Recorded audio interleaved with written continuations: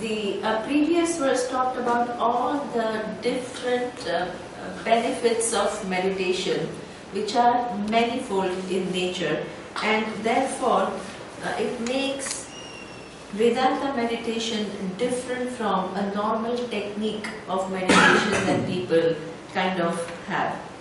Okay? So here it is multiple levels at which you are prepared at the time of meditation. It's not just about focusing, or it's not about thoughtlessness. It has multiple functions, and those are shown. Okay? Because the nature of distraction that the mind has are manifold too. Now, there is a certain amount of absorption that takes place in meditation, and immediately then what is a human tendency? When there is an absorption and when there is a relative sukham attached to it, then you think that now this is it, and you want to increase that experience again and again and again. Okay? So this is what now immediately Gaudapada is saying. Na aswadayet sukham tatra nisangha prajaya bhavet nishchalam nishchittam eki kuryat prayatnatah. Okay? So that means that the whole idea is that may one not get oneself fascinated by the joy in this state where there is a certain absorption. Because when there is a certain absorption, there is some joy attached to it. So the human tendency is to prolong that absorption, and you think that when you wake up from that state of absorption, you are disturbed. Okay? So that means Atma is, every thought becomes a disturbance to Atma, and absorption is abiding in the state of Atma. So this orientation is something which is not true at all. So here he says that that absorption is useful for you to know that I am much more than the thought. But again, getting attached to that thoughtlessness again creates a problem. Okay? So for everything there is a balance. The human mind is, you go from one extreme to the other. You don't see the perspective. So this is where he understands that, and he says that when actually things are moving, when you wake up from that state of absorption, Atma is not displaced. Atma is very much there. It was never displaced. What? When activities were taking place, and when what? The mind is quiet. The mind is subtle. It cannot do anything to Atma. This is something which is so important, because otherwise, after 25 years of studying of Vedanta, you think one thought has come of sadness. Oh, I don't know the reality. That means you are still continuing to what? Define your I as whatever happens in your subtle body. So this is something which is very, you think we understand, but we make so many very fundamental errors, and we have fundamentally wrong expectations. And this is why it's extremely important to dwell on Vedanta and to see what the vision means. Okay? To give up all these doubts and these notions, so that the knowledge can stay, and knowledge is taking the right direction. Okay? So this is why he says that even when you wake up and then when you engage in the world, don't think that Atma is displaced. Okay? So therefore you see the use of absorption and see its value, but don't get carried away by it. Okay? Now the next verse. Yada na liyate chittam na cha vikshipyate punaha anigannam anabhasam nishpannam brahma tattada. Okay? When the mind does not resolve into sleep and is not distracted by objects, when it remains steady and does not appear in the form of objects, then it is Brahman. Okay? Now here we are not talking about a state, please understand. Otherwise people think that when the mind is, not sleeping, when it is all the objects are physically kept away, then when it is steady in this awareness, in the state of absorption, then what? All the appearance of external objects go away, and then one becomes Brahman. This, if you look at this verse and if you take the meaning literally, it is confusing, right? So now here you have to bring in all the knowledge that you have gained and see what is he talking about. Okay? What he is talking about is the fact that nothing, whatever different states are, whether it is a waking or it is a dream or it is deep sleep or it is meditation or there is some absorption or there is a feeling of joy, there is a feeling of sadness, within this variety of changes of experiences, Atma is never displaced by any of the experience of the past, of the present and of the future. If that is clear, then that is what we call the knowledge. Otherwise, there is still some association left with any of the three states, right? Either the physical or the subtle or the causal. Okay? Now, this also gives a rise to one little technical thing about how the knowledge takes place. Okay? Any knowledge, as we have seen before, is what we call vritti gnana. Vritti gnana means that when I see an object, okay, the senses take the data and it creates a thought in my mind. Okay? And that thought has two functions. The two functions is, when I want to know a given object, that akara vritti takes place in my mind. If I want to see the cup form of thought takes place in my mind. If I want to see the tree form takes place in my mind. Okay? And it not only that form takes place, the thought itself takes on the form of the object that I want to know. Okay? And in being so, it removes the ignorance of that object that I want to see. So there are two types of operations taking place in any knowledge. Okay? One is the very thought takes the form of something that you want to know, and the second is it then removes the ignorance.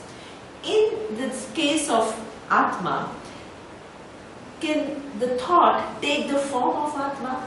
No. Okay? Because Atma is not a given object, so it cannot basically take the form of Atma. Okay? But still, what happens? The ignorance goes. Why? Without taking the form, it can still remove ignorance.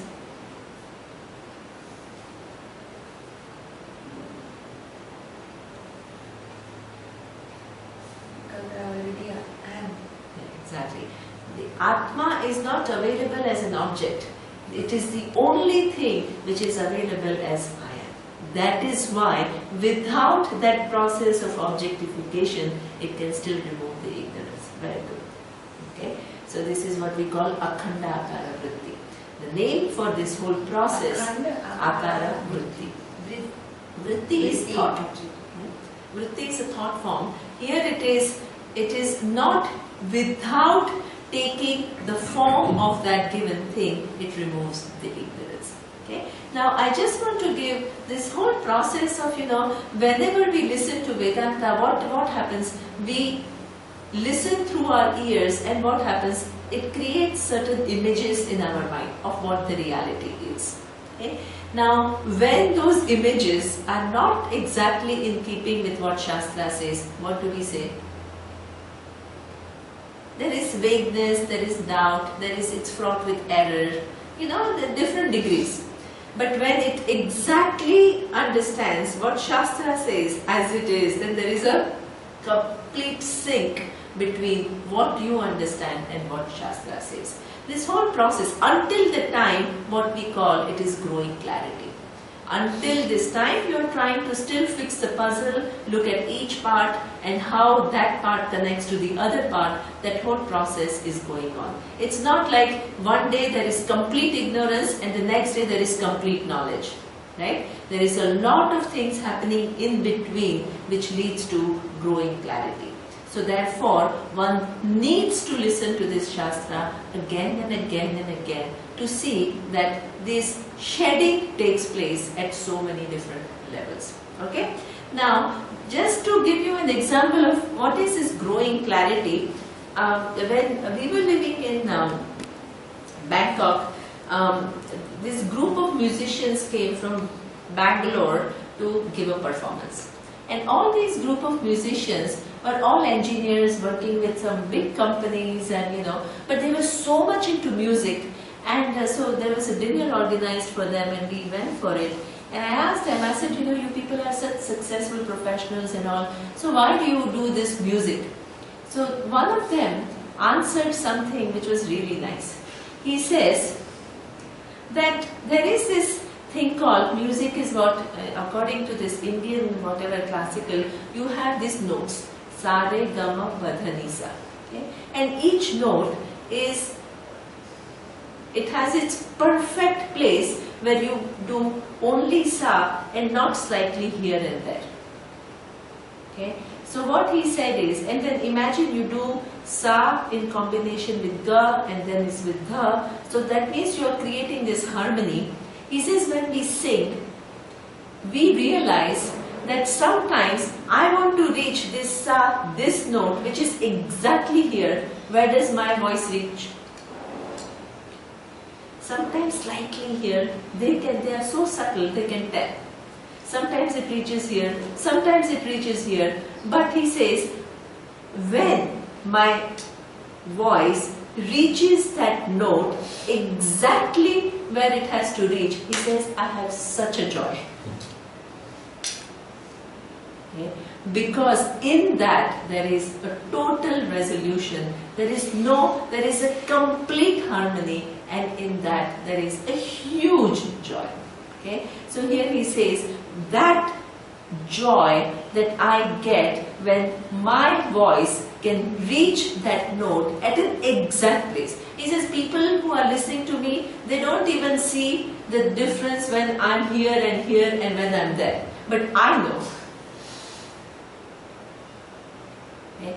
And in that perfection is the joy. When you are listening to Shastra, you are creating vritti. This is what Shastra is saying, this is exact. Where are your vrittis going?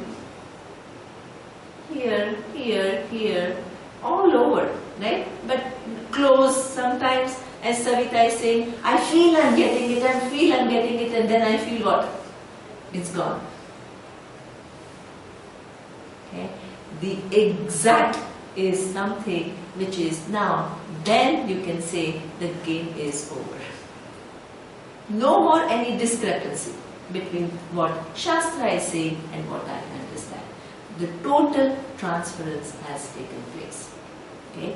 So this is what he says, that when nothing poses a problem, nothing becomes, this has happened to me, so now what? Oh, now I don't know. So that means so much association, so many different associations are still there, so much confusions are still there with reference to Atma, which are implicit, which I don't even realize.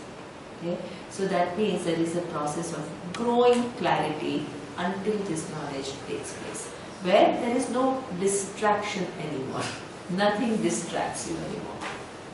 Now, the next and the last verse from Advaita Prakaranam is just highlighting the fact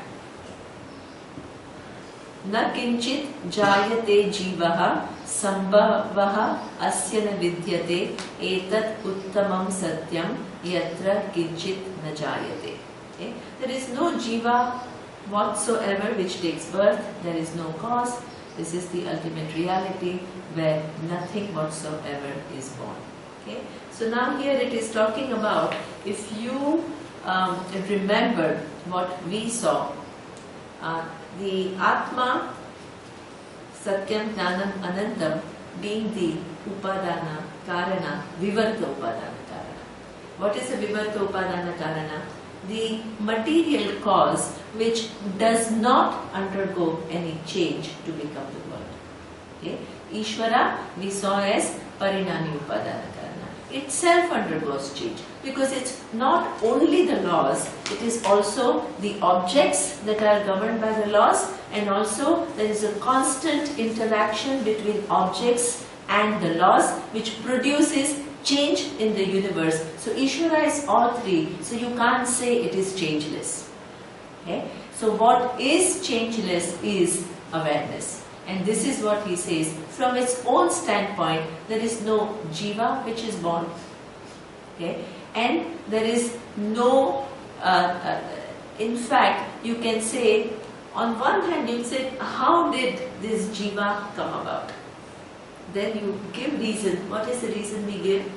There is a Maya Shakti, and within that Maya Shakti, there is Avarana. Bring in all these things. Otherwise you say, yeah, this is fine, but what? Bring in all that you have learned. Right? So that means the jiva is born because of what? Maya Shakti. As though born. And the Maya Shakti, which aspect of Maya Shakti? Vikshepa. Both Vikshepa and Avarana. Because within that Vikshepa, I don't know what is the reality. Therefore, it gives rise to what? My individuality. Okay? So here he says that then you attribute this jiva to a cause. What is the cause? Ishvara. Okay? Now even Ishvara, is it the real entity? Is Sarvajna the real, the final truth? No. Okay? So even the status of cause itself is something which is mithya. The effect is mithya, the status of being the cause is equally mithya. Okay?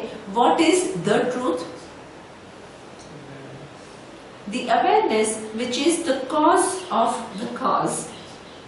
Okay? There is an effect, a jiva, which has a cause. What is the cause? Ishvara. Okay? Now, what is awareness? The cause of the cause. Exactly. Which remains unchanging. So from its own standpoint, both effect and cause are mithya. But you can't say that cause and effect don't exist. They do exist. But only in appearance, up to a certain point. From the standpoint of the final reality, it is the causeless cause. Okay? This is what he says, Etat Uttamam Satyam. There are all these levels and levels and levels of Satyam. You start with a table, relative to table, where do you end as Satyam? Wood. Right? Then relative to wood, where do you end at Satyam? No, we don't go straight from wood to Ishvara. Where do we go? Nature. Yeah, exactly. You go to atoms, you can go to particles. So for everything, right, that there is an effect. Because the table which I thought was the reality, now I know it is an effect and it has a cause. So now that cause becomes more real than the effect. Then that object again has a cause. So that which was the cause before became what? An effect. The wood, from the standpoint of table, it is the cause. But from the standpoint of the atoms, what is it?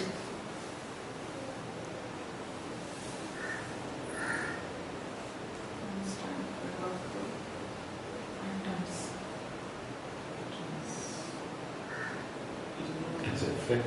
Exactly, it is an effect.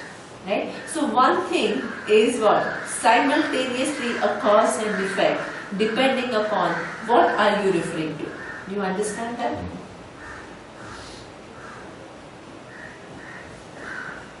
Okay.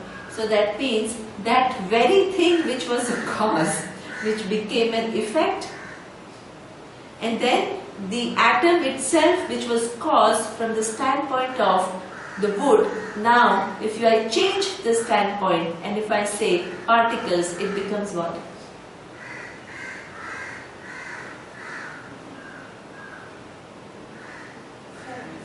It becomes effect again. Right? And that means you cannot say one thing categorically is a cause or an effect. right? Because from one standpoint it is a cause, and if you shift the standpoint, it becomes an effect. Same applies to Jiva. And therefore, how far can you go? You can go to, as she says, all knowledge. So now that all knowledge is what? The cause with reference to everything. Not only with reference to atoms, but it is also with reference to what? Jiva. In this chain, Co-particles, atoms. it is all the way. Please understand, this Ishvara is not down below. Okay? It is not only the cause of particles. It is the cause of particles, it is the cause of atoms, it is the cause of wood that appears when the atoms are arranged in a certain way. It is the cause of the human being who creates table out of it. Okay? Ishvara, when we come, it really becomes the cause of everything, not just the last chet.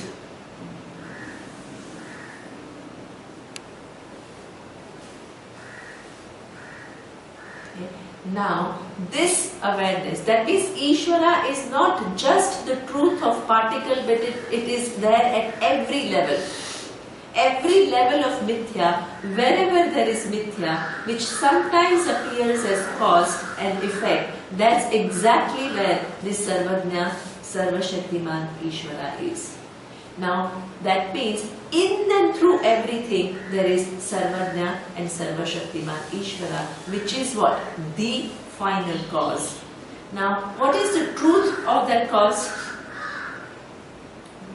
Awareness. So that means wherever there is Ishvara, which is Sarvajna, Sarvashaktiman Ishvara, the truth of Ishvara is there. Where is awareness?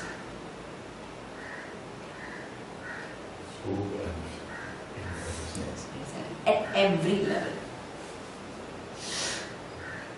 Follow all these logics, because these are the logics which are going to make you see the reality. Otherwise you'll blindly repeat, everything is Ishvara, Ishvara is awareness, and you'll not understand what it means. You just, this is a mind.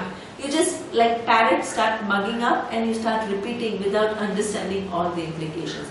If I ask you these questions, and if you're able to apply your mind and answer these questions, that gives me an indication whether you've understood anything or not.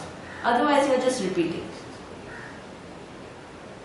In the answers to these questions lies your clarity.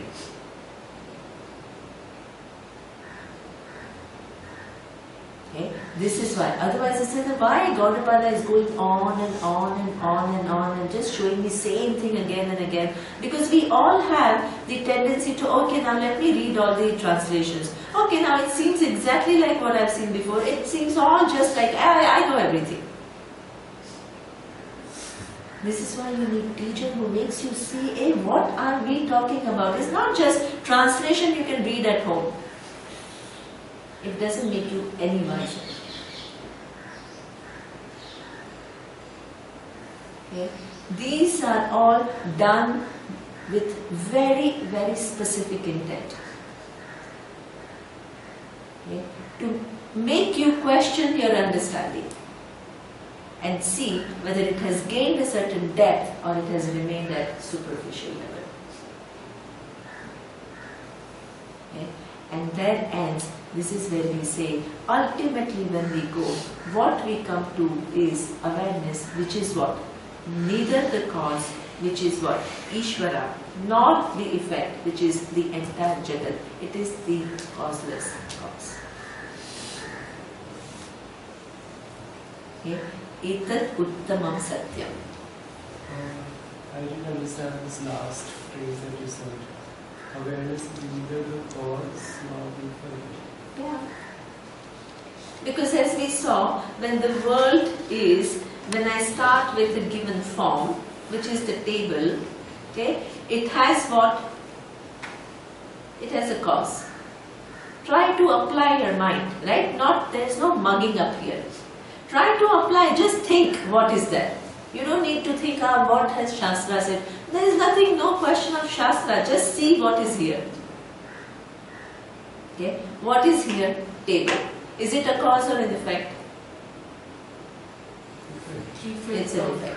So what is that? Every effect has a cause. What is the cause? Wood. Okay. Now that means, now in my understanding, wood is the cause.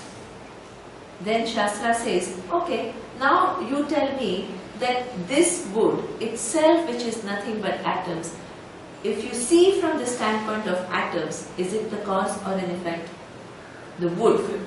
Exactly. So the same thing which was a cause, now it has become what? An effect. Okay? So that means categorically, can you say that the wood is either a cause or an effect? No. Because it is both depending upon what? What is your reference Where point? you see it from. Exactly. But you can't see awareness from behind, as in, so awareness does not have a cause. Exactly. That's for sure. Yeah. But it does have an effect. The effect is as though, because there is no real effect. This is why you call it Vivarta Upadana Karana. Yeah, right. Okay, so I got that. You got it. But awareness causes Ishvara. Or Exactly. Yeah. Ishvara is So follow self-caused. this logic first. Please follow this logic, right? So any object that you see is either what? The cause or an effect, depend upon the standpoint. Okay? So now, but each one is what? In a kind of a linear progression, right? You can't change, you can't put wood as a table and table in the place of wood. It follows a linear progression. There is a table, then there is what? Wood. Then there is what? Atoms. Then there is particle. Okay? Now when you come to, let's say, that what causes particles to be what they are, and you say it is Ishvara, do you come to one more down in the chain? Please understand, because it's very important. The mind, when you start with a linear thing, you think below is Ishvara. When you come to Ishvara, which is the cause from which everything comes, is Ishvara the cause of particles?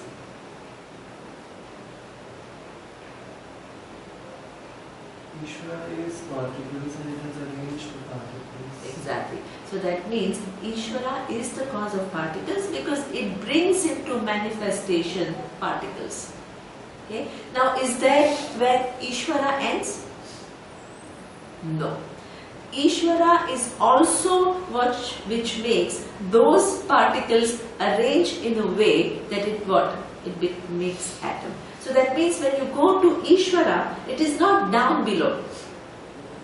It is where there is particles, it is there where there is what? The particles have arranged into atoms, it is there very much. Then to good it is there very much. Exactly. Then those atoms arrange to make a wood, that's also where Ishvara is. Okay. Then that wood is used by a human being. Where there is human being, there is Ishvara or not? There is Ishvara. Then human being's capacity to make something, is there Ishvara or not? There is Ishvara. Then with that capacity, that knowledge and that power, a human being makes the table, there is Ishvara or not? Right? So that cause that we are talking about, which is Ishvara, is not like the table and the wood, because it is all the way. The all knowledge is all the way. It is not down below, which is the truth of particles. Please understand. If all knowledge is all the way, which is the cause of everything. This is what we saw in Mandukya.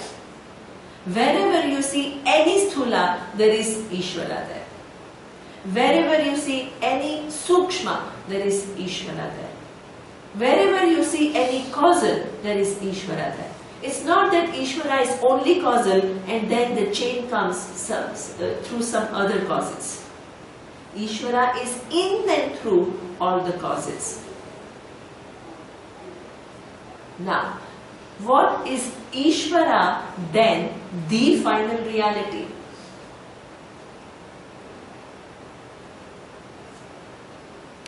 Ishvara as all knowledge and all power. What is Swarupa of Ishvara? What is the truth of Ishvara? Awareness. Exactly, awareness. So that means wherever there is this Ishvara, all knowledge and all power, the truth of Ishvara is there or not? Yes.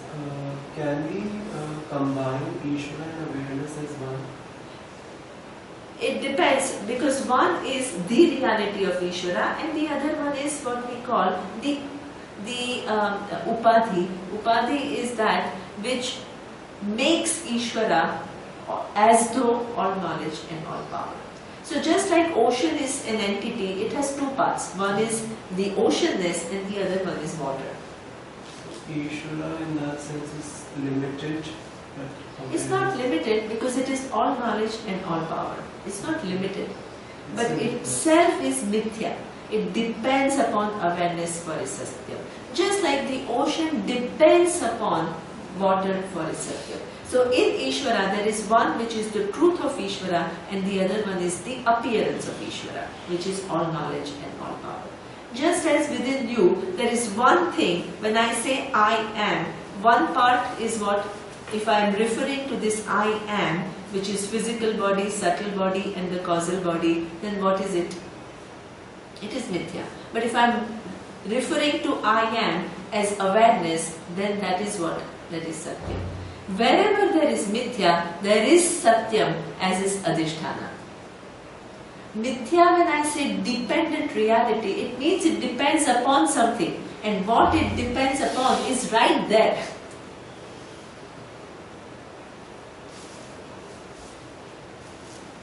This linking from Ishvara to awareness is somewhere where I get a feel that I have understood and Exactly. Because this particular thing of Ishvara and awareness, you can see with reference to your own little intelligence. Your little intelligence, forget all knowledge. Your little intelligence that you are able to think about how old is the universe, what is the nature of the galaxies far off, or what is the nature of mind, how does it behave. This is your intelligence, right? You can figure out so much. That intelligence, can it exist without awareness? No. That relationship is very clear to you. What depends upon what, right?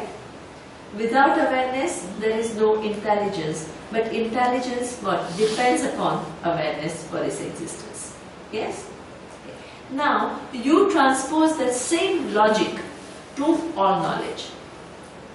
The fundamental relationship, this little knowledge is very different from all knowledge, but the relationship between awareness and any intelligence remains constant.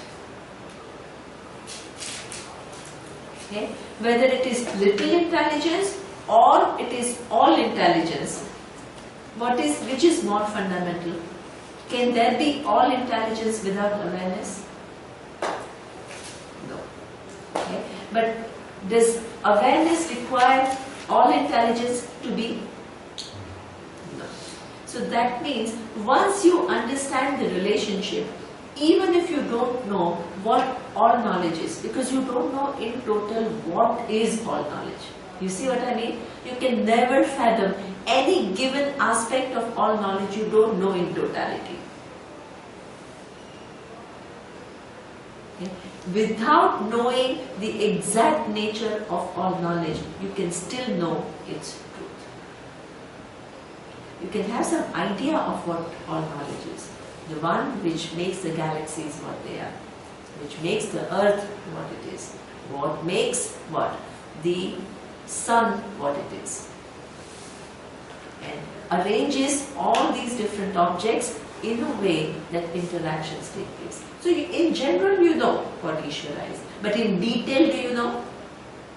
How many atoms and helium is there in sun?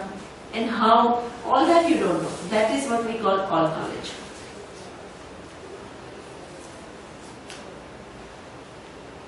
In detail, you don't know, but luckily the relationship remains exactly the same. So, if all knowledge is in and through everything, not below, the truth of that all knowledge is where? In and through the whole thing. Don't think it's just down below. It's not a submarine or anything. There is this whole ocean, and down below is the submarine, which is what? The whole universe, and down below there is this awareness which remains unaffected. It is wherever there is mithya, there is satyam, right there. All the way, not down below. This is beautiful. That without knowing the totality of Ishvara, awareness, Satyam is still available to me. Exactly, Niru. Absolutely. It's a quick moment. Yeah. That relationship is known. That's why And you don't need to know. You don't need to know. Exactly. If you have to know everything, then what? There is never a time you will know everything. Okay? So this is where na kinchit jayate. That is the causeless cause, because from its standpoint, there is no creation in the first place. It's always awareness. Whether there is table, or it is wood, or it is atoms, or it is particles, or it is all knowledge, awareness is always intact. Okay? This is what the Upanishads are talking about.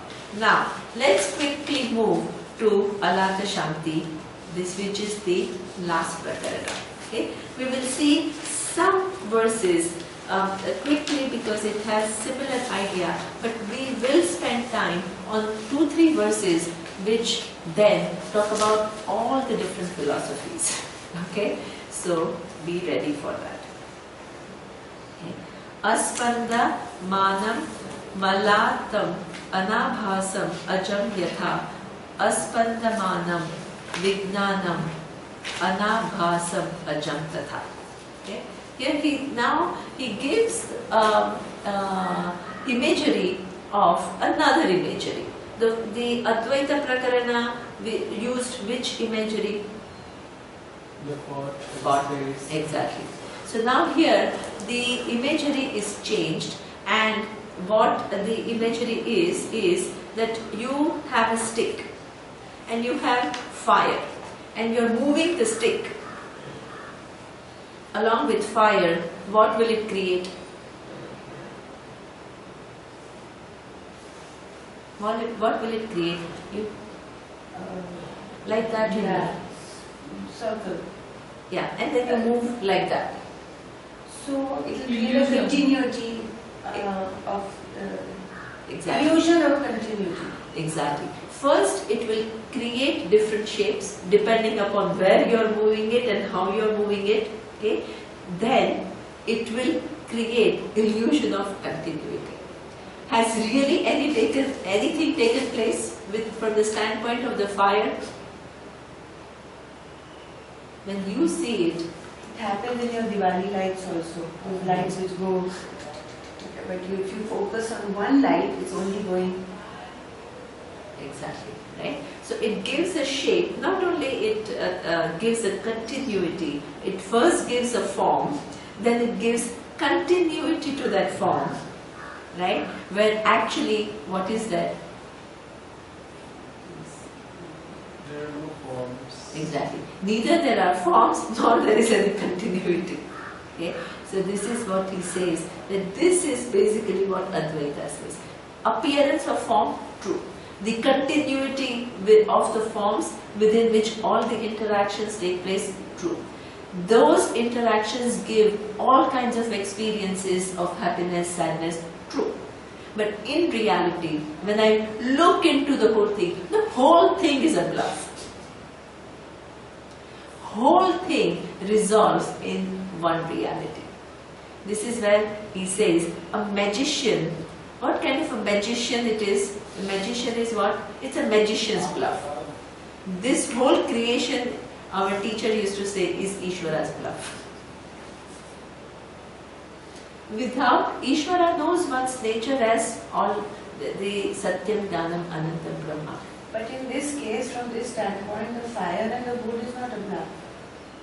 No, in this case, yeah. But From here this it is standpoint. only, But if you break that down again it resolves. results in all knowledge, right? So this is exactly. So here he says, just as the firebrand, when it is not being moved, is free from all appearances and is not born. Okay? So, and what? When it is moving, it gives rise to what? Yeah, all these different forms and the continuity.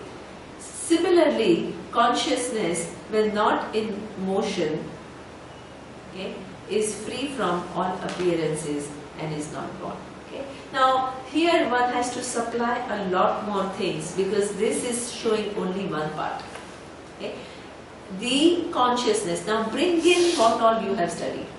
This consciousness, when this all knowledge and all power is there, but it is not manifest. What do you call it? Maya. Exactly. Then it manifests with twofold powers. What are the two Shaktis?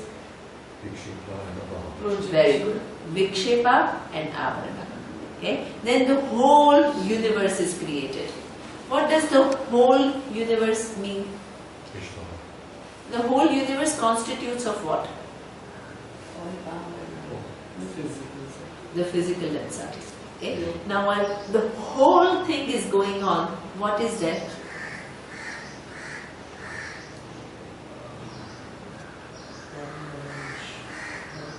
Exactly. Just like this wood is creating all the different appearances and the continuity, with Maya, the all knowledge and all power is creating all different shapes of all different sizes. And then what? Gives it a continuity, within which all your experiences take place. So that means, what is creation? When all knowledge and all power is not doing this, then it is what? Resolution. When it is doing this, then what it is? Creation.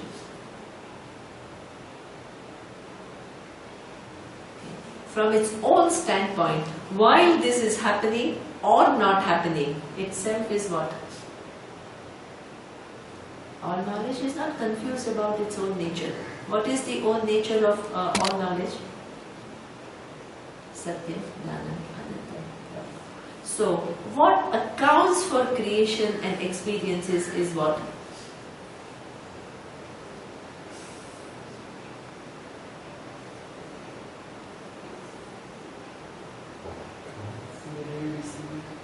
Ishvara's Maya Shakti. The Maya Shakti accounts for the appearance and disappearance of objects, and within the appearance and disappearance, the so-called continuity.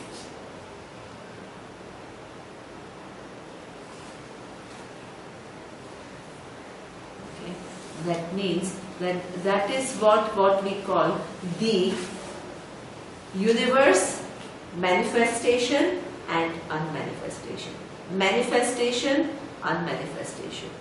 That cyclical nature of things is like spandana of this fire brand. It stops, it continues. It stops, it continues.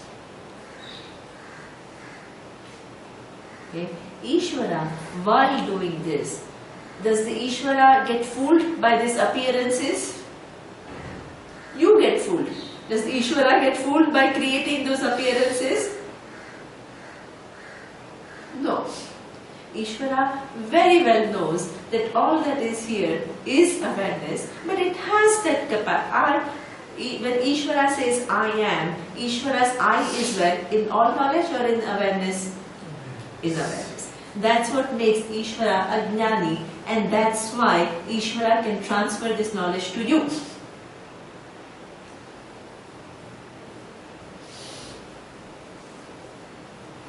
Okay, so that means while the fire is being done, while the manifestations are being done and being resolved, Ishvara, what does Ishvara see oneself as? From one standpoint, I cause it all, but from my own standpoint, what? I am awareness, I have never moved an inch.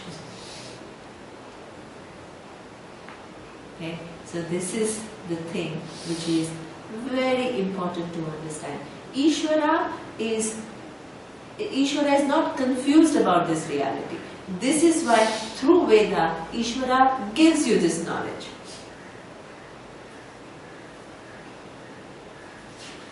And once you see the reality, you are exactly what? Equal to Ishvara, because your I happens to be what?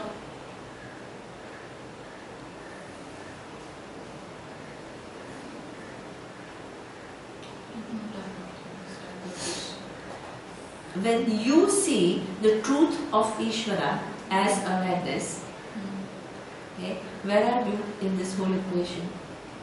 You are aware. Exactly. So you then see your identity with that Ishvara. Yeah. So that is before Ishvara was not full, but you were full. When the knowledge takes place, then what? You are also not equally fooled by the appearances. Yes? Now, the next verse, na nirgataste vijnanat dravya tvat bhava yogat karya karana abhavat ataha achintya sat evate. The appearances do not emerge out from consciousness, for their nature is not that of a real substance.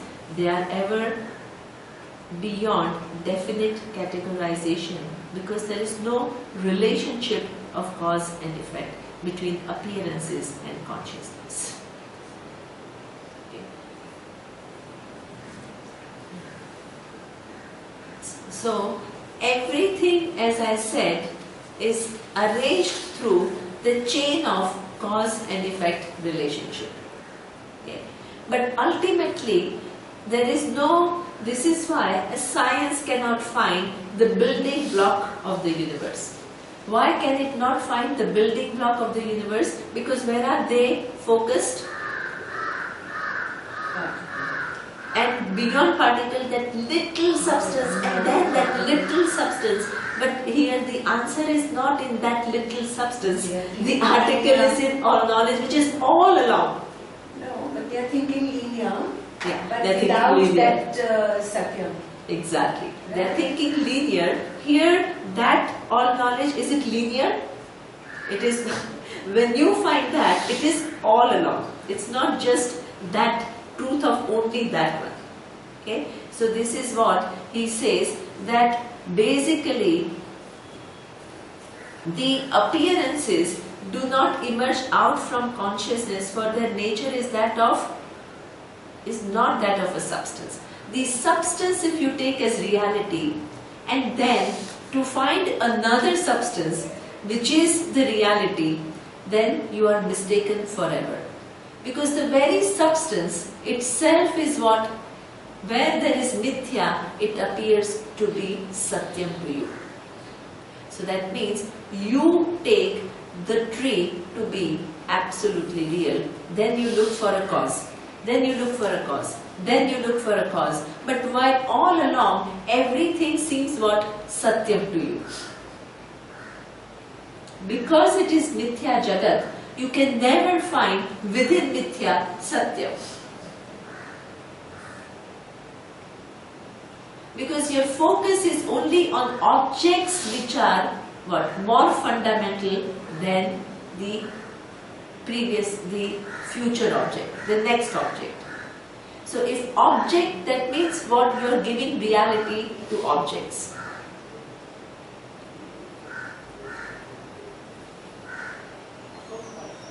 When I am trying to find the truth of table, I take table to be real, and what I find next, which is what wood, to be also real.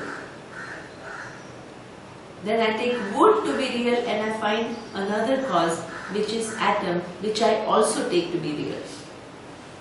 Then from the atom I find particle, which I also take to be real. And then what happens? I want to find something more fundamental. This way, all along you have taken everything as real in some ways. Here what are you saying?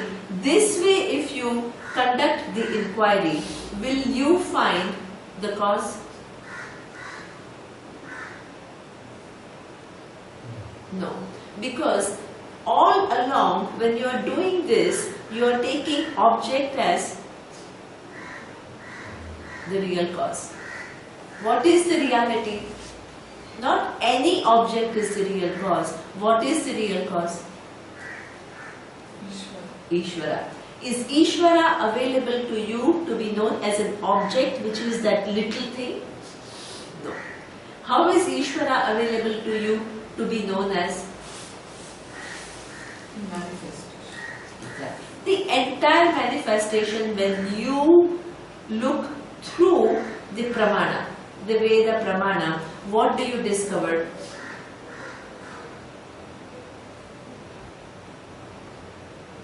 What do you discover? It is dependent on each other, and we see the end thing and feel that it is real. Exactly, right? But what is the reality? The whole thing is only an appearance. So what is appearance has taken to be real, and you are trying to find what? Something more fundamental. Okay? The only way to understand it accurately is to say the whole thing is not real, it is as though, and it depends upon that all knowledge. This is why science basically cannot do the job that Vedanta does. Because where is the focus? The focus is on an object, that very little subtle object, which then is one more chain in the line of cause-effect relationship.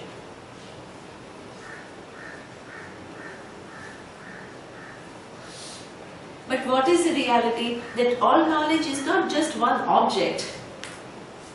It is what? The entire thing, all along, which is making that whole cause and effect chain appear in a way that this mountain appears in front of you right now.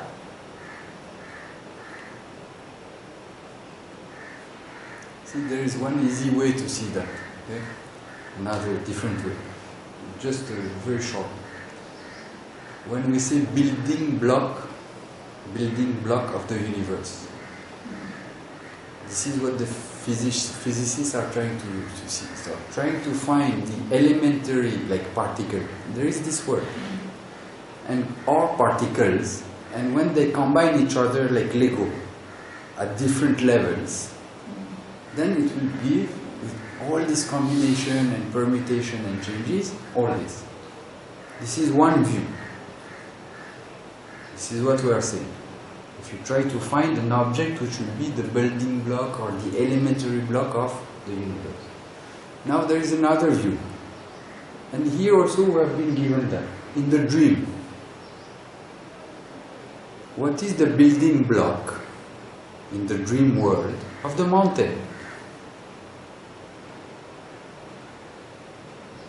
The mountain is made of rocks. The rocks are made of atom particles. And so you can say this like this. And you take each of them as a building block. But it's not the case in the dream world.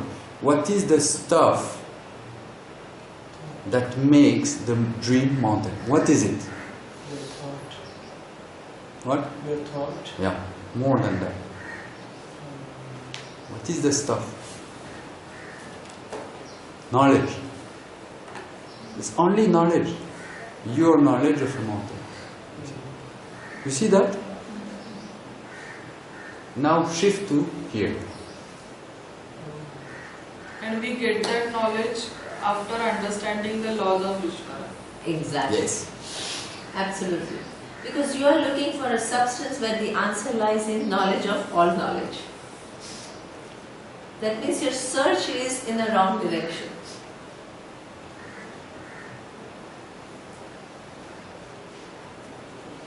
So that's a good example, because the dream mountain that you see, let's say you are in dream and you want to know the truth of the dream mountain.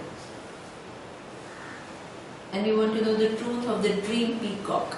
And you want to know the truth of the dream. And where do you look? You look for what? The dream rock, which is the truth of the dream mountain. The dream atom, which is creating the rock. The dream atom, right? But actually, what is the cause?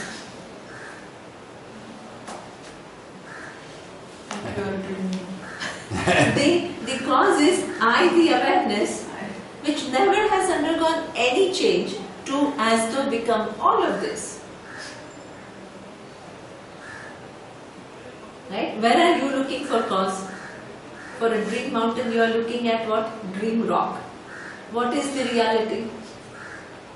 Nothing exists. Exactly. Everything is just an appearance. Nothing exists in the first place. So we can say that just as we are aware of the mountain in the waking state, we are aware of the same mountain in the dream state. So the awareness remains constant. Absolutely. So with the knowledge of the mountain, that I am able to create it and I can dissolve it with knowledge. In the dream world, it is your knowledge which creates dream mountain. In the waking world, it is whose knowledge which creates the waking mountain? Ishvara's knowledge. That is the difference. I don't get the meaning of the first part. The appearance do not emerge out of from consciousness. We are just saying everything is coming, emerges out of all knowledge. Yes. Now what we are saying is that the objects themselves are not very real. See, we are shifting slightly the standpoint. From the standpoint of creation, yes, everything comes from awareness. But is there a real creation? That is the question. You can add that they emerge as though, or They they do not emerge as really though. emerge. Do not emerge as though? They do not really emerge.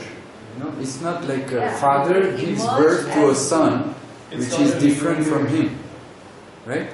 It's not that there is the father or the mother, rather. She gives birth to a child.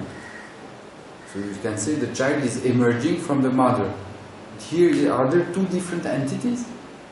Is there a real birth? All this we have seen in the previous, right? Okay. You see what I mean? Yeah, We now are I get it. shifting slightly the standpoint, and we are now seeing from the standpoint of consciousness.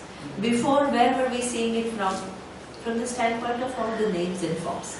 And then we are saying it as a cause. Now what are we saying? From the standpoint of consciousness, is there any real creation? That's what we are saying. From the standpoint of your awareness which creates the dream, is there any real dream? No. Because every character is only an appearance, it results in you. So we are shifting slightly the standpoint. This is how you make the understanding of reality. You see it from many different standpoints and you should be able to reconcile. You cannot get confused. You say, okay, before it was saying about it is the cause and now it is saying it is not a cause. So how is it possible? You should be able to reconcile both by seeing from what standpoint what is true. This is what makes your knowledge clear.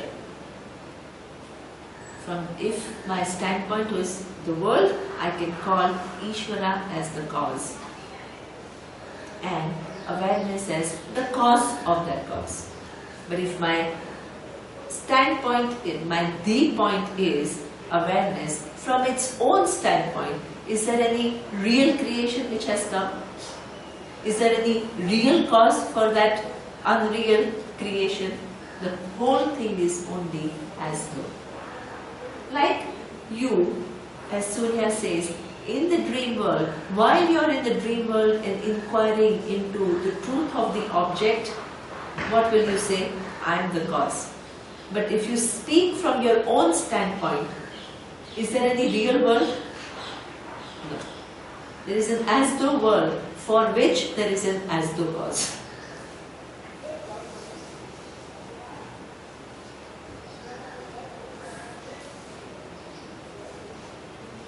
Yeah. Yavat hetu phalat vesha tavat hetu phala udbhavah kshire hetu phala veshe nasti hetu phalodbhavah. What does one get by saying that ultimately there is no cause? What does it do? Okay? As long as you take cause and effect to be real, what happens? You are within samsara. Because I perform an action which is the cause, and then it gives me the result which is what? Punya papa, and then that again becomes the cause. That which is an effect now becomes the cause to give me what? New bodies. So that means as long as this cause effect is something which is real for you, then you are within that cause and effect, because your bodies follow cause effect laws. It's not just a mental kind of a gymnastic that we are doing. How much reality you give to cause and effect is going to determine whether you have the knowledge accurately or not. Okay? So that means all this is it falls all very beautifully. Okay? I perform an action which is a cause, which will produce an effect, which is punya papa. Now that punya papa again will become cause for me to what? Have another body which is an effect. Now that body will again become a cause to produce new punya. So that means I am caught in the cause and effect relationship forever, because that relationship of cause and effect will continue. How can I get out of this whole cause and effect relationship? When When I know this continuum is an appearance only and there is a satyam. Like that fire. Exactly. wonderful. This is only continuum. This is because the only way to get out of it. Otherwise, if I begin to give reality to it, I am caught in it forever. Brilliant. Very good. Perfect answer. So from that movement, if I just for even a split second see that I'm actually not in motion, Yeah. I'm already. Yeah. The whole game is over. Until the game is over, you are caught in that cause and effect Yeah. relation. There is no way to get out of it. Yeah, Because you're in that moment. You're in that. Exactly. And you're not seeing it. And you're not seeing it. Okay? So you're not Please- seeing that hand which is only doing this.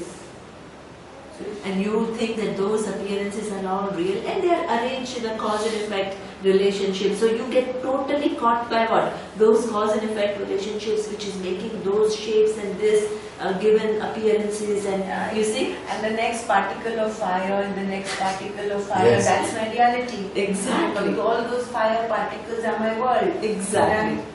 I'm on and on and I'm on. going And on then and on you and on. will find mathematical equation, Mm. and it's because it's very complex. Then you will begin to have models of Why these am I movements moving? and Why am I pattern. burning? See, so you're only in the Wonderful. Wonderful. Now, see, when she puts what she has understood in her own words, I know whether she gets it or not. Otherwise, I have no idea what you're getting and what I'm saying. But when you put what you have understood in your own words, I have an access. But actually, it's a very good example. It's a very good Yes. It's a brilliant example. example. Otherwise, this whole knowledge will remain some very vague stuff of, same sentences you'll keep repeating. I am awareness. And what does it mean? I am awareness. But when you begin to see all this, then the knowledge, there is a clarity. Okay? So this is why it makes you see this reality, questions your understanding to make sure you understand accurately. It's not just a mental gymnastic. Oh, first it is saying there is a cause and effect relationship, then it says it is not cause. What all is this? You may think like that. It has direct implication in your understanding the reality.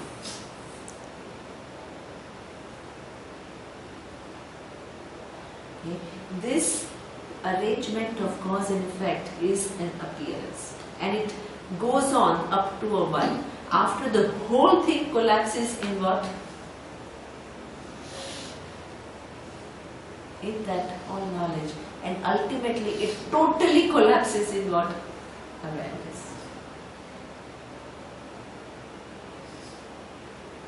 Okay. Once you understand that, then this whole cause and effect is negated as only appearances. So see, Like, even this example, let's say I'm moving like this.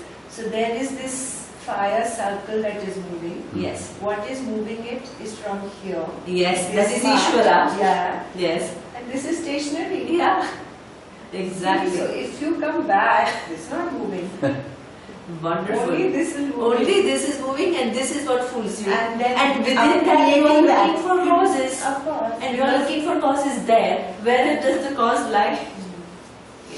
And then the truth of that cause which is moving is where? Here, which is stationary.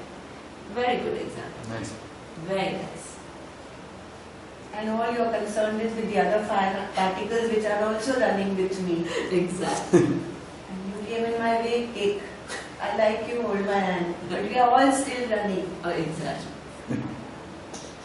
And you're trying to look for the causes there. Where is the cause? Yeah, exactly. Which is all knowledge. This is what the cause and effect. The cause and effect. There is some arrangement, okay, but ultimately the cause is not there.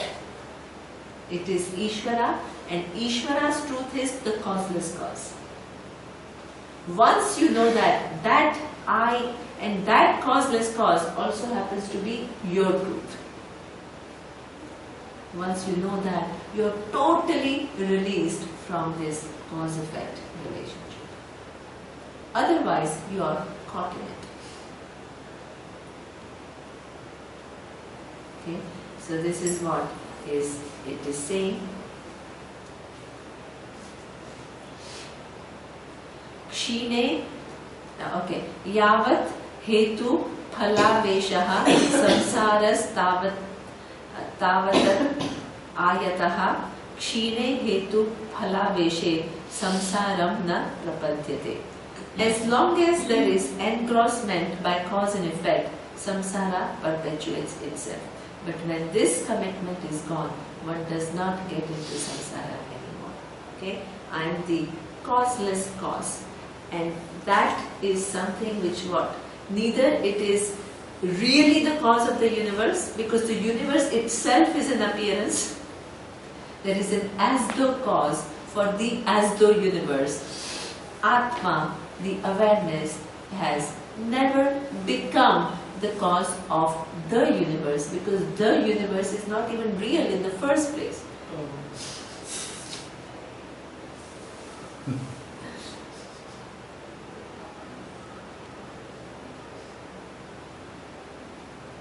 That is what you meant when you said that it is not causing. It is not causing.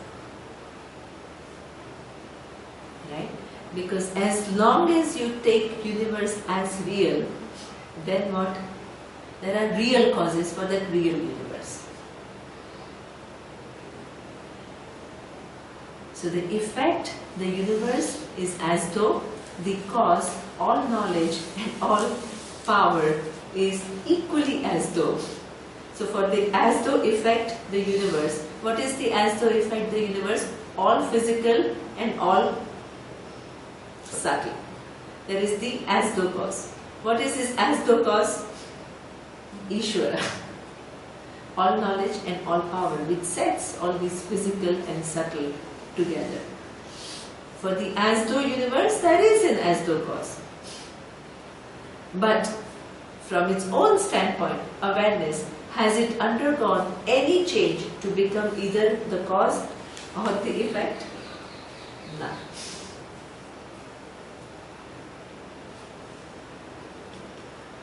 within which both are happening.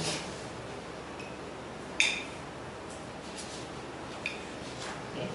Now, so here he gives this example that Surya is talking about. How is it, how can you say that one reality without undergoing any change can from one standpoint become the cause and the other standpoint become effect? So he gives an example of your own dream. Advayam cha dvayabhasam chittam swapne na samshayaha advayam cha dvayabhasam tatha jagratam na samshayaha.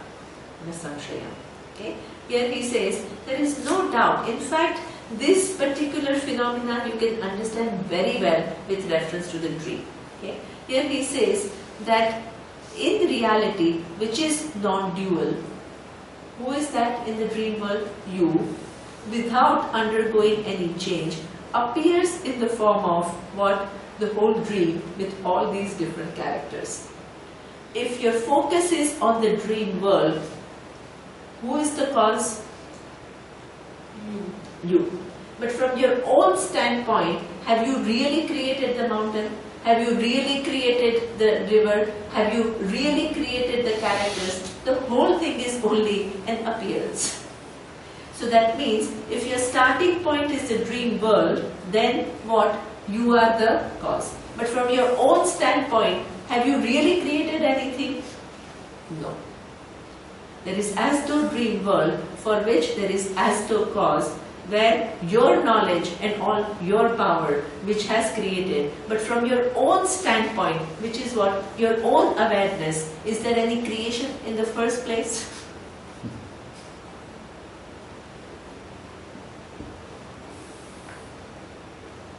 For an appearance of effect, there is an appearance of cause.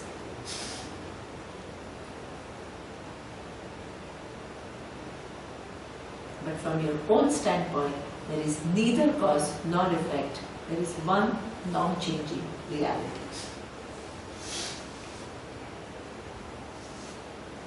Okay? Then, yatha nirmitakaha jivaha jayate mriyate piva tatha jiva ami sarve bhavanti na bhavanti ja. Okay? As a creature as though produced through herbal medicines and mantras comes into existence and disappears, so also these jivas appear and disappear. Okay? So this is just a kind of a... I think in the dream world. No, even in fact in the waking, waking, imagine there is some magic or something which appears because of some hallucination. Same. This is what he's saying. That's what it is. Okay? A magician is creating something.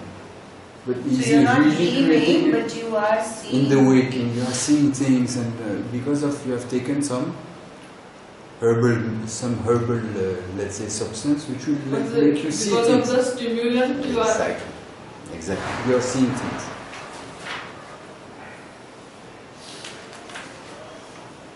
I want to just quickly finish the first three. So that means in the next class, I will do the Buddha and all the other different schools of thought, because then there are a few things remaining. So I'll quickly, because the next three are just saying the same thing again in a different manner. So I will finish the class with the next three. Then the next class I will start with Buddhist school of thought and all the other schools of thought, which is the verse 81 onwards. So here there are similar ideas. Na kinchit jayate jivaha sambhavaha asya na vidyate etat uttamam satyam yatra kinchit na jayate. Okay? So very often people ask this question. Okay?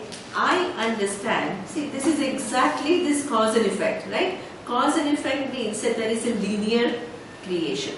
Okay? So people understand that, okay, I am this jiva, and now I have all these different sanchita karma which will give me so many different births. But what is the first karma?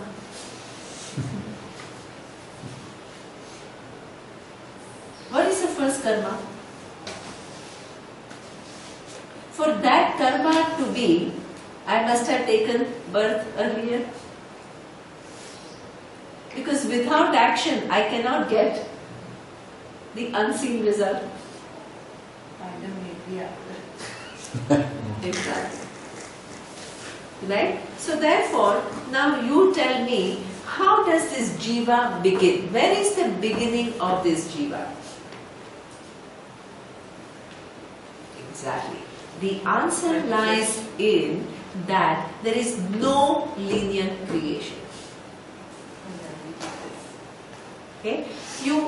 It is like, what is the first karma? It is like asking, who is the first father? Whether chicken came first or the egg came first. Whether the seed came first or the tree came first. The whole question is based on the assumption that the world is, first of all, real. Second, that it is linear in nature. What are we saying? The only way to get out of this particular dilemma, but you can't say that because you can't find the beginning, can you say that it was not there? If it was not there, you will not be there.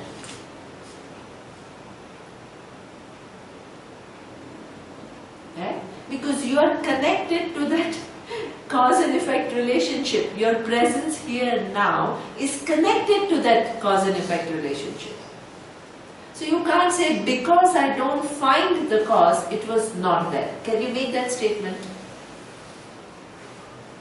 You can't make that statement. Why? Because the very fact that you are here means that there are causes. Okay? So that means, what is the beginning of jiva is a wrong question, because what? There is no linear beginning of jiva. It is what we call anadi. What is anadi? Without any beginning. Okay? Anadi means without any beginning. So how is there no beginning? We know that this universe started some 6.5 billion years ago. So why are you saying that, how many billion? 14. Huh? 14. 14 billion years ago. Okay? So what was that 14 billion years ago? Is the 14th billion year is the beginning of a jiva? No. Of Big Bang. Exactly. It is beginning of a manifestation.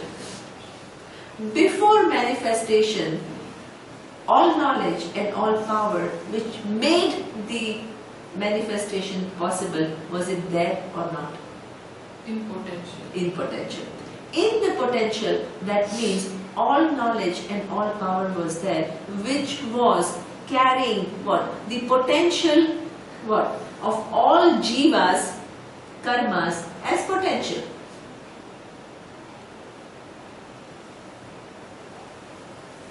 So therefore, this jiva, even when the universe was not manifest, jiva was very much there, with potential. What is the potential? All your karma account, which is not yet manifested in form of what?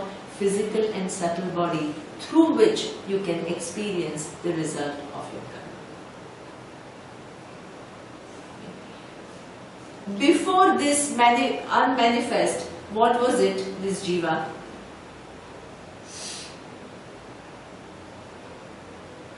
Potential. No, there is a cycle, right? Yeah, it's manifest. Unmanifest. From where the causal body is coming. Exactly. Right? Otherwise, the very previous various manifestation cycle.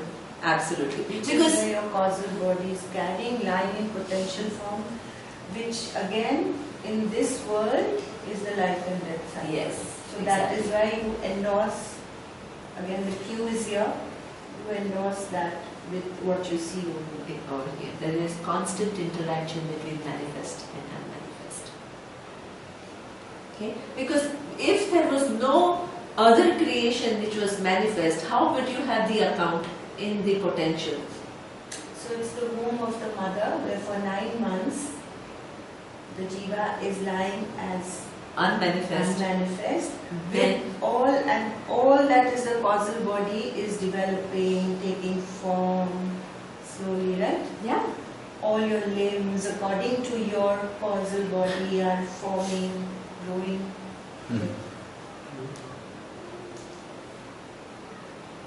So that means there is a cycle. The jiva exists is what anadi. That means this individuality that we all are experiencing is what anadi, through cycles of creation. Okay. This cycles and the very fact that you are born today means that you haven't yet solved the problem. Because you are still fooled by the creation.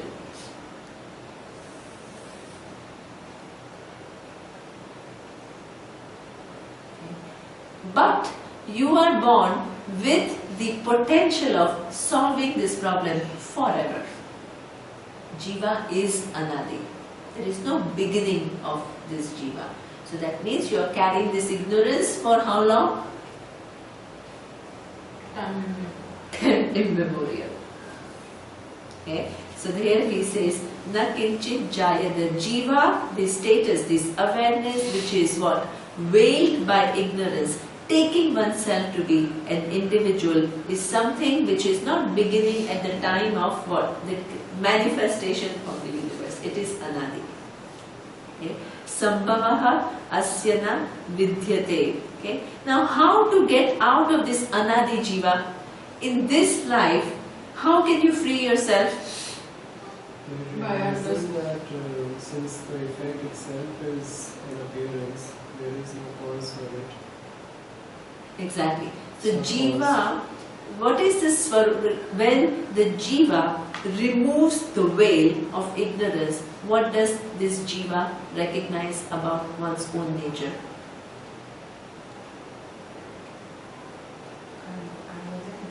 I'm awareness, which was never born. I am that. Yeah, exactly. I was never born. And what?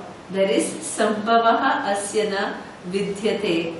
Neither I am born, nor there is any what? I am subject to any cause and effect relationship. Okay? Nor what? There is no, even the cause which is Ishvara, which makes the jiva what it is, itself is what? While there is the veil, then I am what? One entity and I have a cause for it, which is Ishvara. But once I know that with Ishvara's grace, this veil is removed, what do I understand? Ishvara doesn't cause anything. Exactly. That Ishvara itself is awareness. Absolutely. Absolutely.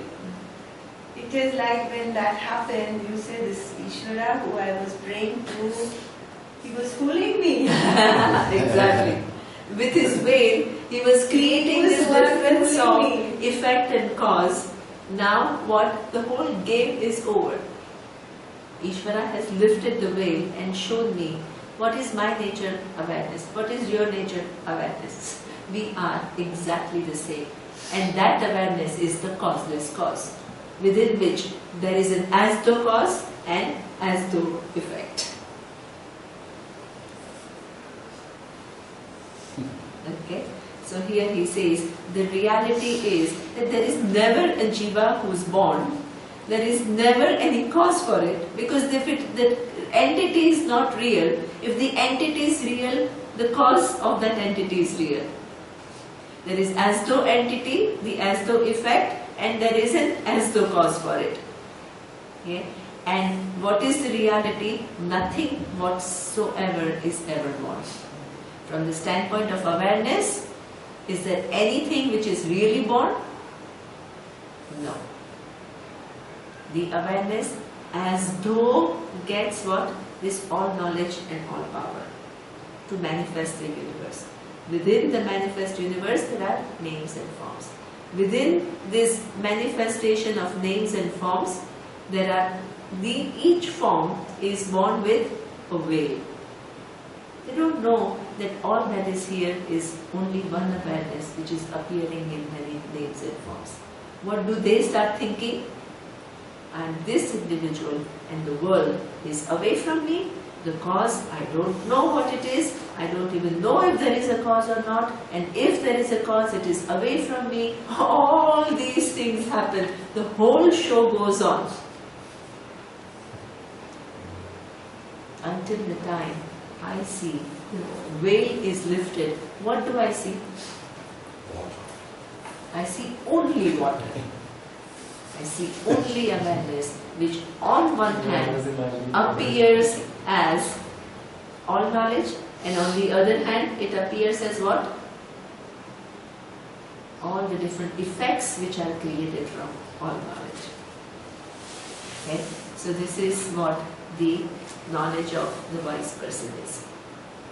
Yadana lapate hetun uttamam mad adhamam madhyaman tada na jayate chittam hetu abhave phalam kutaha. Okay? When one does not see any cause for superior, inferior and medium results, then jiva ceases to have births. For how can there be an effect without a cause? Your enlightenment. Yes, absolutely. This is from the standpoint of a wise person. Exactly. From what the person understands the nature of I to be. Absolutely.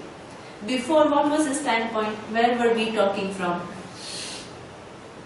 I see Jiva. this world. Exactly. I see this world and I'm trying to find out what is the truth of the universe. The whole discussion was me, the individual, Jiva, who wants to discover the truth. Now, this discussion is from what standpoint? The person who discovers the truth to be awareness. What does the person, what is the person's understanding?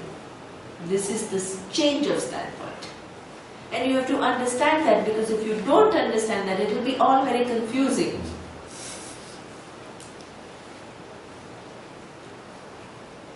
First you are telling me Ishvara is the cause, now you are telling me Ishvara is not the cause. What are you talking about?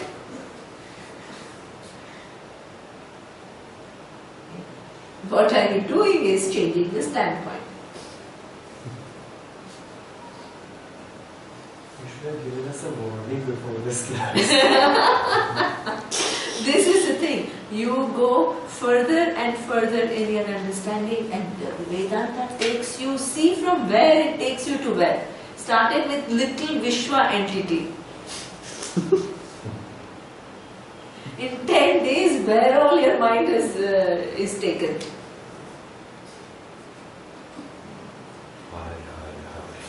I fly. I think Yuta said something very interesting in the.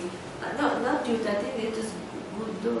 I don't know, Gudu. Somebody said, or I know that other one, Surya, that other lady. That I don't know about her, I forgot her name. There were two ladies. One is that she says that as though with your whole class we were flying high like eagle, going from one thought to the other, the most sophisticated thing, from one thing to the highest thoughts possible. Our mind was just kind of guided and made to fly from one thing to the other, to discover this whole range of things. You remember?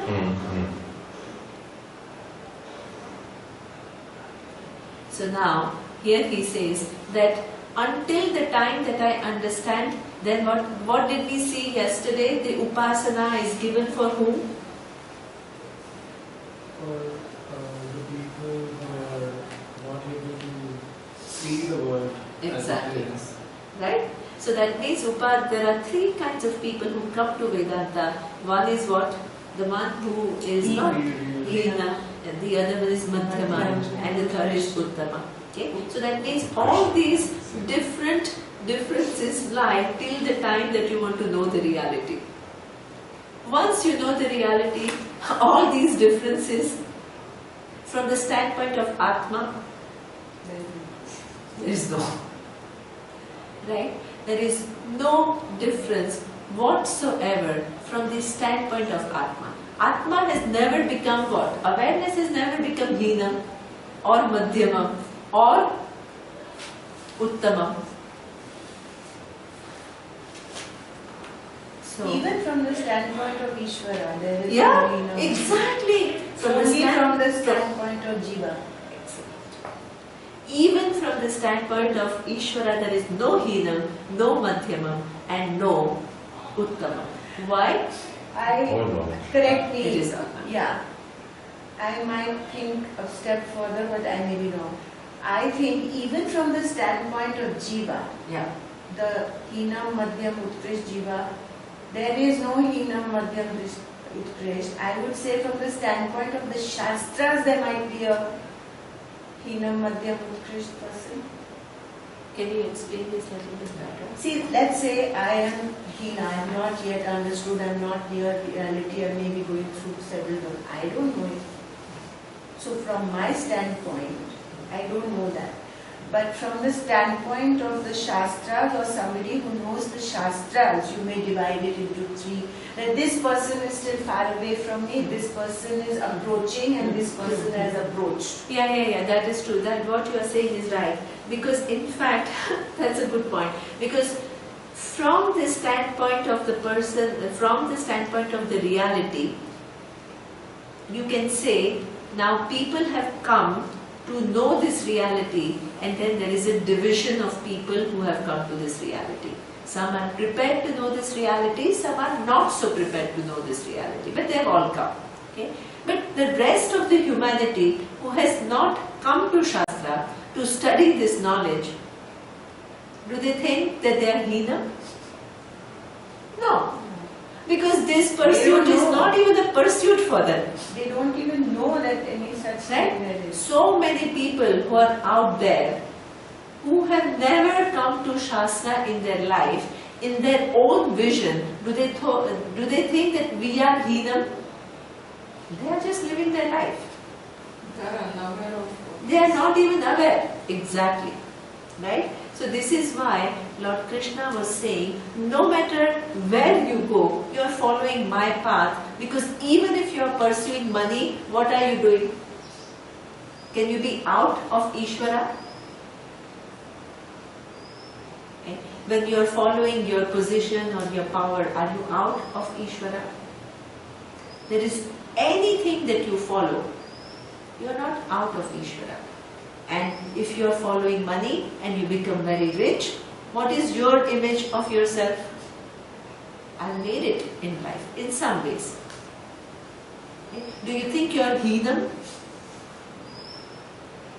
No. You don't think you are Heenam.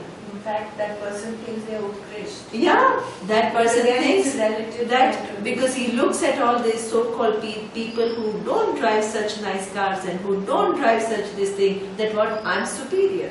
The person doesn't think I'm Heenam.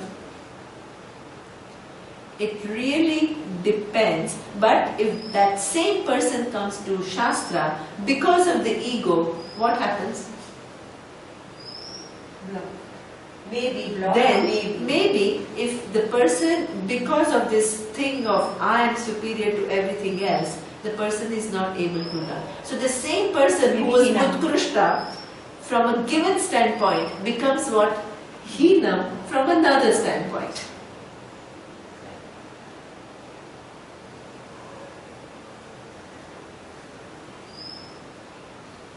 Right? So that means that all this is there from the standpoint of how far away you are from the truth. Then you can say people who have not come to Shastra, they are Heenam, because they are so far away from the truth and they are so much living in their own world. People who have come to Shastra also what? Doesn't necessarily mean that they are all very prepared. Again, there is a gradation. And this is why one needs to prepare oneself. One is closer to the reality, but to be knowing the reality, one still has to do the job of what? Growing and taking care of oneself. Okay? So that means all this is true. Hinam, Madhyam, Utkrishtam, all this is true from a given standpoint. From the standpoint of the final reality, is it true? Are there real divisions of people who are all, can you categorically say this person is Hinam? No. In fact, as she makes a very nice point, even within the thing, it's relative. So within all the Hinams, it is relative. Yeah. Again, it is will be relative. economically divided. Exactly. Of him or socially or whatever. Right. You see him from a given standpoint of how much the money has, he may appear to be what Utkrishta. But if you see him from the standpoint of the way he has acquired all this money, and if he has cheated to get it, the person becomes what? Hina. And if you see him from the standpoint of his preparedness to gain the knowledge, he could be what?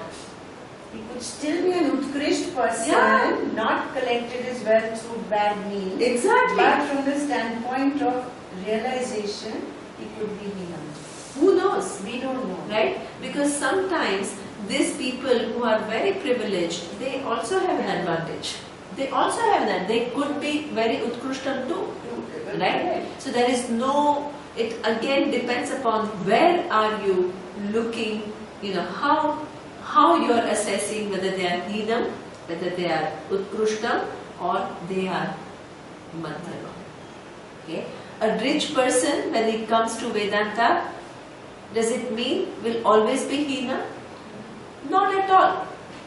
Because a rich person, if the person has gained wealth through proper means and now is after gaining everything and having good self-esteem, he wants to find out something more, the person will be Hina? No. Because his quest for knowledge has started. Exactly. And in fact, he could be much ahead of others who have what? Just struggled to meet their ends. So this is why this disdain towards power, disdain towards what? Money. All this is something which is so unnecessary, because whether you have money or not is inconsequential. You can have a lot of money and you could be Hinam. You may not have any money and you still could be Hinam. And you can have a lot of money and you could be Utkrishta. And you can have no money and you could be Utkrishta. Both is inconsequential. But we have a given way of categorization itself is so wrong.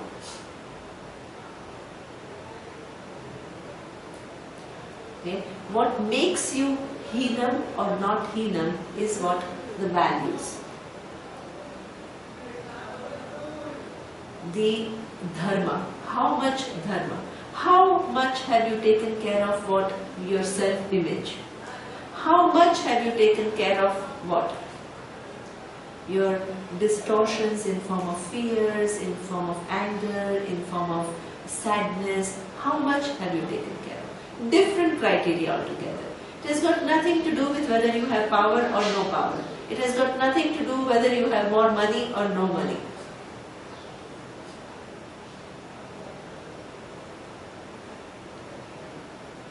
How you have got that money? Yeah, that is a question.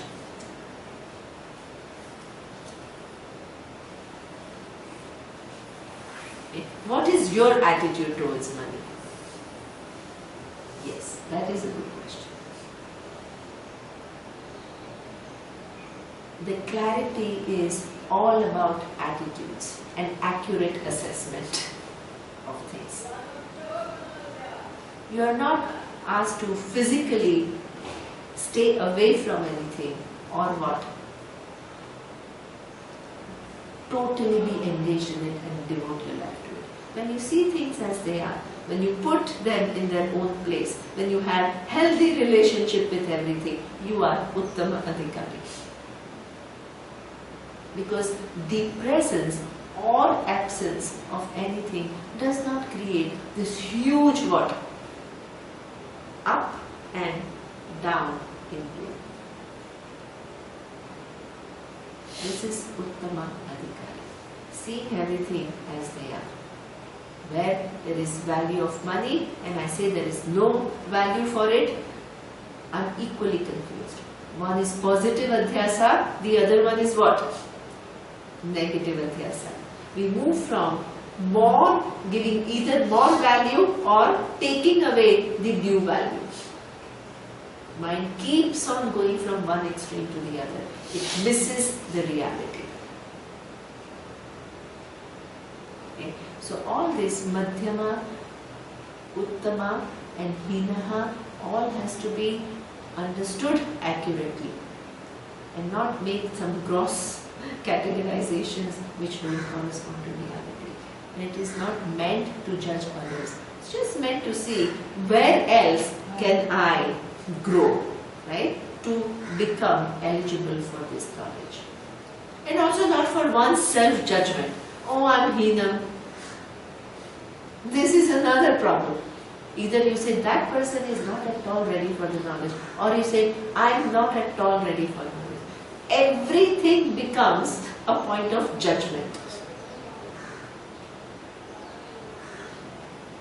To see it from the right perspective, that itself is having a proper perspective. But here it is from the standpoint of the knowledge. If I have understood awareness is my nature, this Madhyama, Hina and Uttama, does it make these distinctions happen when I am wanting to know the knowledge?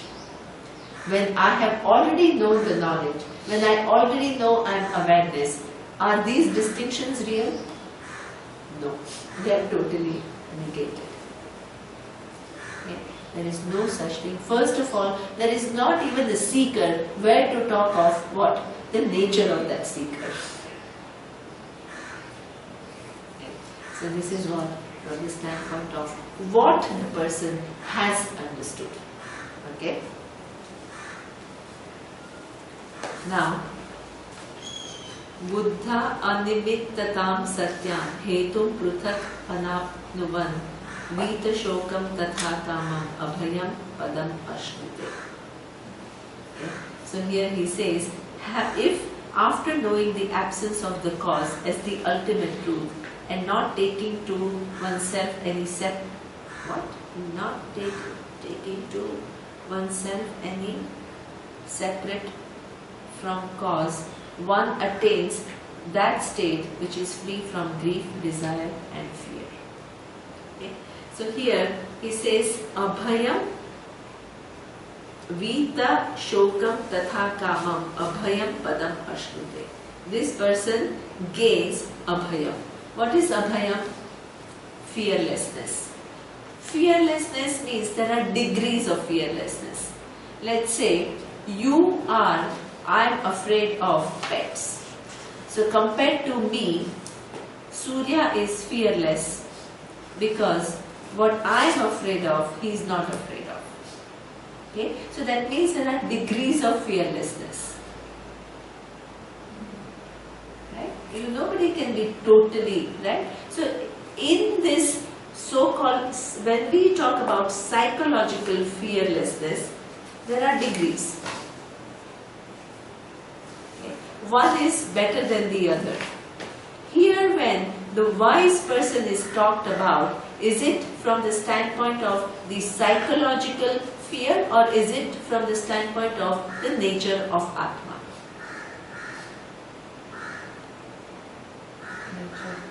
Nature of Atma. Right? We are not talking about the reduced psychological fear. Means what? Something can happen, something can trigger and that fear can come back again. There is no such thing at the psychological level. There is no such thing called absolute absence of fear. It is only relative. You reduce your psychological fears and then what? Instinctual fears still remain. You can't eliminate the emotion of fear totally. But do you need to eliminate the emotion of fear totally to understand I am always the awareness is completely free from any attributes of fear or non-fear? No. But a very fearful mind, can it understand? Yeah. Can a very fearful mind which is holding a lot of psychological fears, can he understand the true nature of I? No. So that means from a huge mind which is afflicted with fear, you have to first become what? Relatively free from fear. This is what we call preparedness. This is what we call Antakarana Shuddhi. This is what is achieved through what? Karma Yoga. Continuing to work in the world and get rid of your psychological fears and burdens. Okay? Up to this point, Karma Yoga can do. Relatively healthy mind, which is not carrying over burdens about things. Then what? Can you stretch it further through action and make the mind which is never going to have even one thought of fear? That is impossible. What walks in? The knowledge of reality. What is the knowledge of Jnana? What does it do? That at the physical level, the lion does exist. Exactly. Right? And that fear is legitimate. In the sense that, but what is the reality about you? that we are mithya. That whole thing is mithya. What is the satyam about you? The awareness in which can you, there is no attribute of fear. This is why what is needed to be done, a karma yogi, does it just end at that psychological level? Karma yogi, who is a karma yogi? Who does both simultaneously. He exposes oneself to Shastra and the final vision about Atma, and at the same time, what is he doing? Working on his personal distortions. When both things happen at the same time, what is Lord Krishna saying? The knowledge will take place much sooner than that person who is just thinking about Atma and what? Not taking care of what? The personal fears that are pushed aside. So this is why a karma yogi, he exalts. Even though he praises knowledge so much, nahi gnanena sadrusham pavitram iha vidyate. There is nothing as pure as knowledge. Therefore, you do karma yoga. What? Yogam uttishta bharata. Does it make sense? If you are praising knowledge so much, then you are telling me to do what? Karma. What are you talking about? You are praising the knowledge. You say, hey, knowledge you have to pursue. There is no choice. But if you leave everything in the pursuit of knowledge without taking care of what? Your psychological distortions, what will happen? This knowledge will always remain a pipe dream.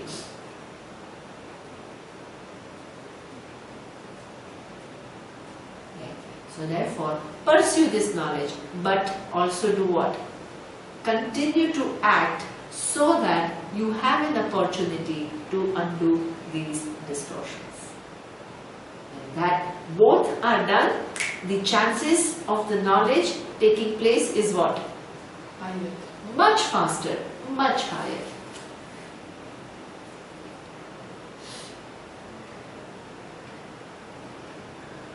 Okay, so this is what he says, that Abhayam is here talking about the standpoint of Atma, Vita Shokam, all these things need to be worked on, Kamam. Okay, now then the ultimate, once all that is known, the ultimate reality about what absence of cause is known to you.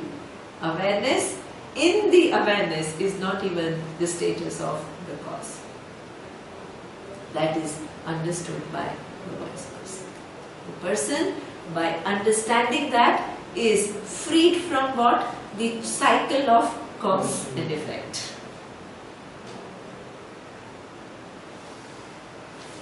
Okay, so now the next class we will start at 11:45 or 12. Do Tai Chi, the last class. Om Purnamadav Purnamidam Purnat Purnamudachyate Purnasya Purnamadaya Purnamevavashishyate. Om